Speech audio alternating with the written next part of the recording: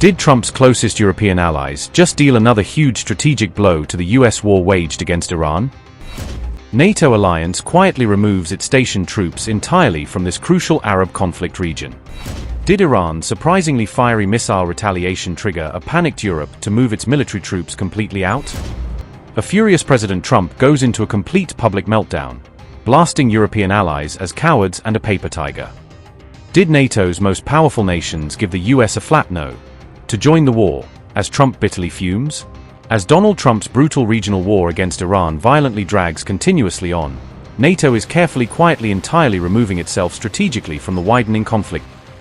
The massive international military alliance has reportedly officially withdrawn all deployed troops directly out of its established training Iraq mission. Multiple intelligence reports directly cited Iraqi security sources to reveal the full evacuation of the active NATO mission stationed from Iraq. This sudden NATO military evacuation from Iraq is allegedly completely temporary and due to the dangerously escalating regional geopolitical security situation. The non-combat NATO mission will safely return exactly as soon as the security situation completely stabilizes securely in Iraq, claimed the Qatar news agency. The alliance's primary training mission is headquartered strictly within the highly fortified secure Green Zone district inside central Baghdad. The prominent NATO mission situated in Baghdad is meters away from the US embassy, which has previously faced the destructive brunt of Iran's violent attacks. Several powerful NATO member nations like Italy and France also face the chaotic aftermath of Iran's heavily destructive retaliatory missile strikes landing in Iraq.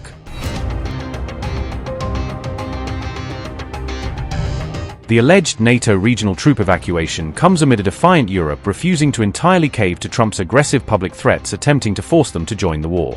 On March 20th, US President Donald Trump aggressively lashed completely out against his European NATO allies exactly once again. Donald Trump called NATO a weak paper tiger operating strictly with America and slammed his international allies as pathetic cowards. Trump said, and I quote, "Without the USA, NATO is a paper tiger. They didn't want to join the fight to stop a nuclear-powered Iran.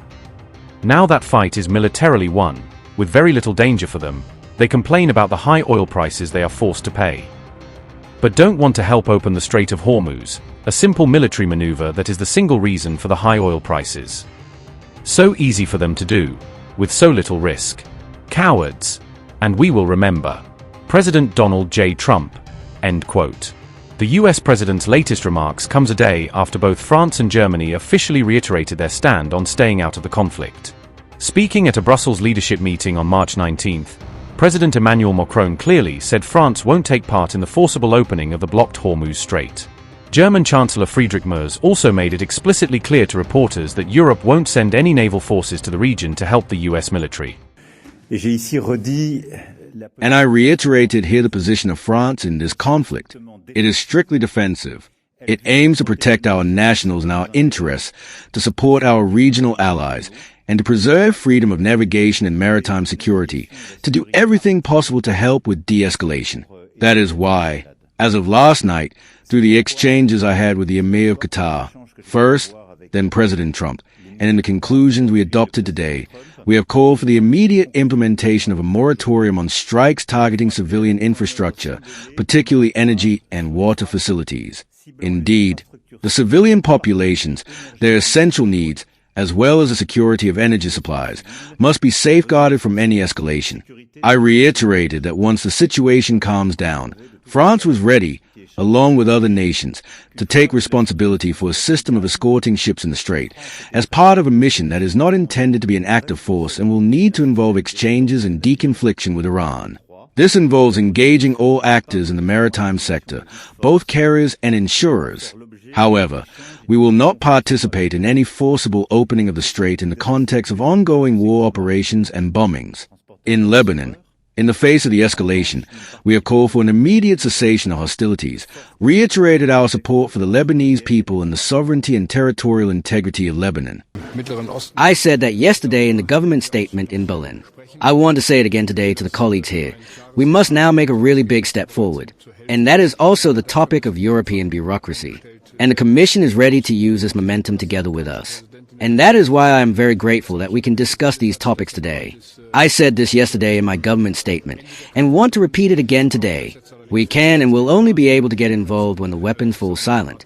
Then, However, we are also in close exchange, not only with Israel, but also with the Gulf states, who are also looking at Germany and whom I visited at the beginning of the year.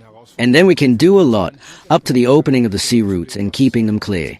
But we will not do this during ongoing hostilities. Rather, we will only do this when hostilities have ended. It will then also require an international mandate, which we currently do not have. Similarly, US War Secretary Pete Hegseth accused traditional EU allies of being ungrateful to the security provided by the Trump administration.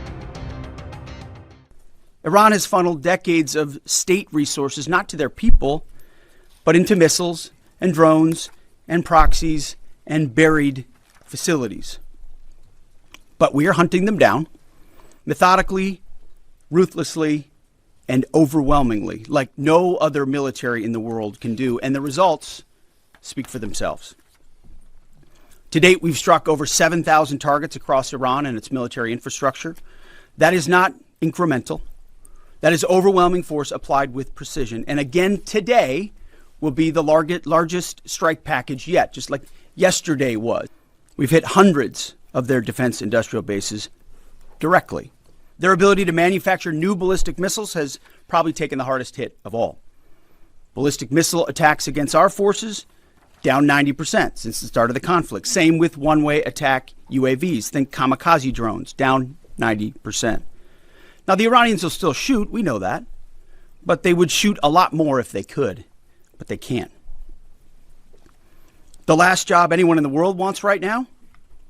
Senior leader for the IRGC, or besiege. Temp jobs, all of them. And to borrow a page from Admiral Ernest King in World War II, we've decided to share the ocean with Iran. We've given them the bottom half. We've damaged or sunk over 120 of their Navy ships, with battle damage assessments pending for many more. See, oftentimes we have to wait a few days on battle damage assessment to get the real number. Their surface fleet is no longer a factor. Their submarines, they once had 11, are gone. Their military ports are crippled. Iran has terrorized the United States and our interests for 47 years. Their core industries, not steel or agriculture or tourism, their core industries are state-sponsored terrorism, proxy militias, underground networks, ballistic missiles, and a violent, messianic, Islamist ideology chasing some sort of apocalyptic endgame. A regime like that, refusing to abandon its nuclear ambitions, is not just a regional problem. It's a direct threat to America, to freedom, and to civilization. The world, the Middle East, our ungrateful allies in Europe, even segments of our own press, should be saying one thing to President Trump. Thank you. Thank you for the courage to stop this terror state from holding the world hostage with missiles while building or attempting to build a nuclear bomb.